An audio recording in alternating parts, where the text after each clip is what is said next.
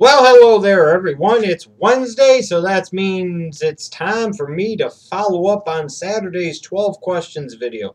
This week's 12 questions topic, of course, was 12 questions about SummerSlam 2014. Interesting answers, once again, provided by a lot of you in the comments section of that video. Now it's time to talk about your answers and give my thoughts as well. The first question was, where does SummerSlam rank among your favorite pay-per-views? And the average kind of answer was third.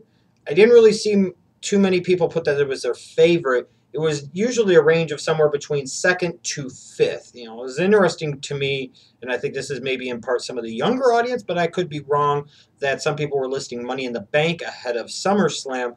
But the kind of average was that it was everybody's third favorite pay-per-view. Question number 2 was, will you be watching SummerSlam 2014? There were mostly yeses to this, but some no's, which doesn't surprise me. Number 3, are you excited for SummerSlam 2014? A lot of you said yes, but to varying levels of degree. Some said a little bit, some said somewhat, some said quite a bit, some said extremely excited. But definitely more yeses than no's, even though there were still quite a number of no's or definitely not. Number 4, do you agree with SummerSlam being in LA again? Answers kind of varied on this, but the predominant theme here seemed to be no. As far as these first 4 questions, I put SummerSlam probably third. It used to be Survivor Series was my third, but since they went away so much from the original stipulation of it, it's moved into fourth, if not fifth, frankly. SummerSlam ranks behind WrestleMania and Royal Rumble. Again, maybe that's the old school in me, but that's kind of the approach. Obviously, I'll be watching SummerSlam 2014. Am I excited? Yes and no. There are things that I'm excited about and things that I am not about this show. And I don't agree with SummerSlam being in LA again. I think it's one of these things where they should at least rotate the cities. And like I talked about before, at least if anything else, if it's going to be in LA, then worst case scenario, at least have it outside.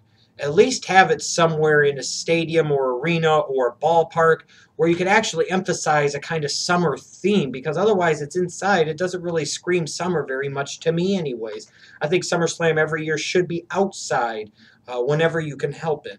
Number 5, what potential match are you excited about? And number 6, what will be the best match of the night? Rollins versus Ambrose was kind of unanimous in this way, and that doesn't surprise me all that much. And I frankly expect that that will be the match of the night come SummerSlam. And it's the match at this particular moment that I am the most excited for. Who should win, though? Ambrose or Rollins? Really split responses. Like, I'd see 7 or 8 people say Ambrose and give the reasons why. Then 7 or 8 people would say Rollins and give the reasons why. You know, it was Ambrose, Rollins, Ambrose, Rollins. And I think it could really go both ways. Some people said that if the feud continues, that Rollins needs to win. If the feud's going to end, that Ambrose needs to win. You know, I think you could maybe get one more match out of this at Night of Champions, but we'll see. But you know, it's interesting that most of you were relatively unanimous that this is the match that you're looking forward to the most, even though there were a number of people that seemed to be upset with the fact that they didn't actually wrestle at the last pay-per-view Battleground. And I told you, it builds up your anticipation and excitement. Sometimes the best thing to do is to not have the traditional wrestling match. See Seth Rollins versus Dean Ambrose at SummerSlam as your example. Number 8, are you okay with Roman Reigns facing Randy Orton? There were more yeses than nos. Some people said, well, if you're not going to give him the title now, then at least give him signature victories, which I agree with, even though I think the WWE is screwing the pooch and missing the opportunity and not striking while the iron is hot with Roman Reigns. And that's why some of you put no, because some of you said flat out, you know, this guy should be in the main event. He should be facing Cena at SummerSlam. Screw those plans. You can change them. And I don't disagree with that. Number 9, is Brock Lesnar versus John Cena the right main event for SummerSlam 2014? More yeses than nos, but it wasn't that large of a margin. I thought it was going to be a little bit more yes than no. You know, again, as far as to me, you know, I don't get it. I just don't get it. What is everybody's fascination with Lesnar coming back and beating Cena's ass? You know, this is the same shit we said in 2012, and then Cena freaking won. You know, this is the same Brock Lesnar that when he left in 2004, you know, it led the WWE to find that fortunate four that they were going to push above all else and everybody else, and they were going to make sure that nobody else ever got above them. And part of that fortunate four, ladies and gentlemen, was John Cena. So why are you so avidly cheering for the guy that in part helped create the John Cena problem and the John Cena monster that you find yourself so adamantly rooting against in 2014? He's coming back to kill his whole creation. Bullshit. Brock Lesnar winning the belt. Okay. And then what?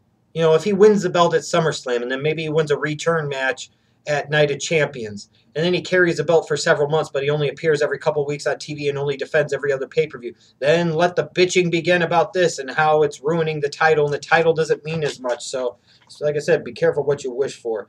Number 10, is it the right decision to put the belt on Lesnar? A lot of depends, a wide-ranging amount of answers. No definitive answer here. You know, some people don't like the concept at all. Some people don't like him being in the main event. Some people love him being in the main event. Some people love the idea of him having the title. Some people say it depends on how he's booked once he becomes a champion. And, you know, that's very much what it's contingent upon. Number 11, will SummerSlam 2014 be a good show? More yeses than nos to this. Not a lot of you said that it was going to be a great show, but a lot of you thought it was going to be a good show, even though there were some that strongly said otherwise. And then the last question, number 12. Will SummerSlam 2014 deliver like the WWE needs it to? And there were definitely more no's than yeses. As far as if I think it will be a good show, I think it has the potential to be a good show, and I hope that it will be. I mean, there are several matches of interest and intrigue that, if executed properly, could make this a really good SummerSlam. Will it deliver like the WWE needs it to? I don't think so. I think the WWE needs a lot more than one solid big-time pay-per-view to deliver for the WWE to get what they need at this point in time. Remember, every Saturday, I ask you 12 questions. Then you give me your answers, and then I come back Wednesday and talk about your answers and give my answers as well to these 12 questions. So tune back in Saturday for another installment of this 12 question series. Make sure you check out the SummerSlam review series on this channel and check out all the great content all week long here on OTRS Central.